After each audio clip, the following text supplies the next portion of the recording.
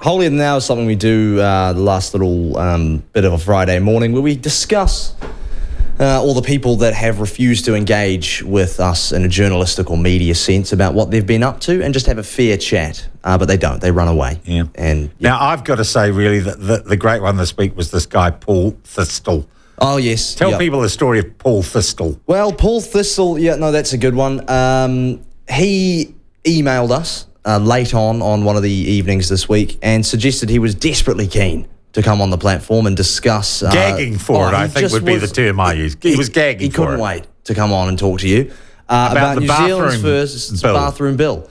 And he suggested, this is a terribly worded document, piece of legislation. It's not going to have the effect that they want. I want to come on and talk about it. So I said, all right. It's a little bit surprising, but go on. We'll put you on. And so I called him back the next day and said, right, do you want to come on? And he said, no, I've got to go away and talk to my advisors now about whether I think I might have been a bit overzealous and I don't know what they're going to say. So he went away and talked to his mum. And they came back and obviously said, no, you can't come on because he never rang me back to confirm what they'd said. And I called him back several times throughout the following and we 10 hours. said debate with Jill Ovens and everything. And then we rang him, didn't we? We rang him on air. And I think he hung up. And he disappeared. He ran away. He said, Paul Thistle here. And that was it. And then you said it's Sean Plunket here and he hung up the phone. Yeah. So good on you, Paul, mate. Maybe next time, Yeah, it's still here. We're still open, aren't we? We're still open. We'll still have a chat with you if you want to. All right. Now, Ben, I mentioned earlier the Retailers Association. Tell people the sorry story of... So Smith & Co.'s closed. Absolute big story. All about retail. Yeah. All about Auckland. And I said, let's get that nice lady, was it Caroline? Carolyn Young.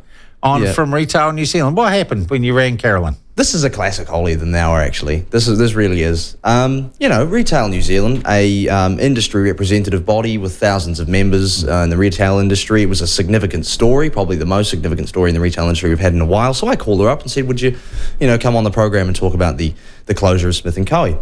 She said no. I won't talk to Sean Plunket anymore because of some comments he made months ago about people with intellectual disabilities. Well, wait, they were actually comments about dolphins. Yeah, exactly, some comments about dolphins.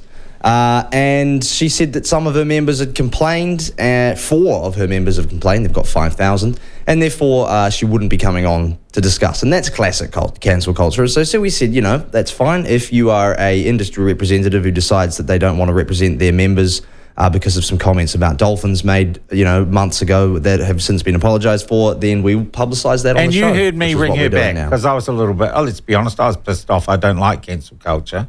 Yeah. Well, it's just silly, Cameron. And I said to her, did point out that I'd apologised, unprompted. Yeah. If anyone, and I didn't use the old bullshit if anyone's taken offence. I said what I said was wrong and it was uncaring and unthinking and unhelpful. And did I not say to her, do you not believe in redemption? Is saying sorry not good enough for you? But it's just silly. It's a silly game to play. It's got what we wanted to talk to her about has got absolutely nothing to do with any of that. It's her job as the chief executive of the Retail New Zealand group or organisation, to represent her members about issues like that. So here's a question, Ben. Do I cancel back? Do I say if she doesn't want to talk to me because I'm the devil incarnate? Do I say that we don't have her on to talk to anyone else, you see? That's the dilemma. That's the dilemma. I don't know, maybe we give them some time to just rethink, because I don't see how you could sit down and think about that for more than 10 minutes without coming to the conclusion that you're being a moron. Yep. So maybe we give them some time, because it is just silly. You've got a job to do, just get on with it. That's what I would say in relation to that. Now, did we try for Matt Ducey again this week to try and get the government to take some sort of stand on puberty blockers? No, I think this week was very budget sort of heavy and some other stuff. We tried for him, I think it was last week. And the line from them is still the same, which is that they're waiting for the briefing and that we should get in touch with the Ministry of Health if we want to know how that's going. But this is just a game of political sort of tennis between the Ministry of Health and the Mental Health Minister. They just keep batting responsibility back and forth between the two of them. So, also notable, Ben, we did approach the Labour Party. I wanted Barbara Edmonds on or Chris Hipkins on to talk about the budget or post-budget. Are we back on the naughty step? I don't know what's going on with the Labour Party. Yep, no, they are not responding at all now to my. So you're being ghosted. Calls. I'm being ghosted by which is rude, but no, we can't get through to them, and I don't think the issue would be with individual ministers, MPs. Yeah. So I don't know what's going on there, but we can only keep trying. And we take it as read the Māori Party just don't.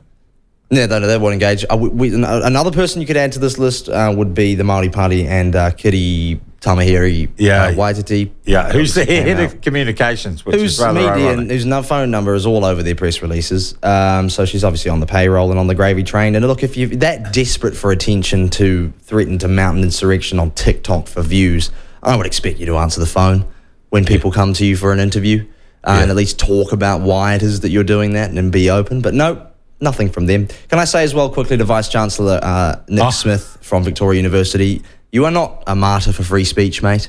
Victoria University is not leading the way in the solution to universities and free speech, as he suggested at the start of that event I went to the other day. They kowtowed to the salient magazine's woke complaints and filled the panel with people who think exactly like them. So it was not a win for free speech. He's going to go on Holier Than Thou because he disappeared straight after that and just went back to saying nothing. So nothing to do with free speech there from Nick Smith. And he wouldn't come on the program. Yep, exactly. So nothing's changed. It's all just gone back to exactly the way it was before. So that was not a win. Also, maybe worth noting, the North Street Fielding School. Nobody cares what you think about the government. But you are politicising and brainwashing your kids. Just teach kids stuff. Teach kids stuff, how to read, write, and do arithmetic. We want to talk to them exactly about whether or not it's appropriate for an institution that young impressionable kids spend the vast majority of their life at for 8 or 9 years to be inserting themselves into the development of their philosophical or political worldviews. Many people would say no, including many parents who send kids to that school. But they came back and said no, they won't come on based on the fact that they are what was the quote that they said? Not impressed with our level of journalism. Well, we don't want to talk to them about journalism. We want to talk to them about schools, and as such aren't that interested in what they think about our level of journalism. So they're going to go. I'll put them on the list as well this week. Right, Ben, play the outro. Outro music. There we go. Oh, there it is.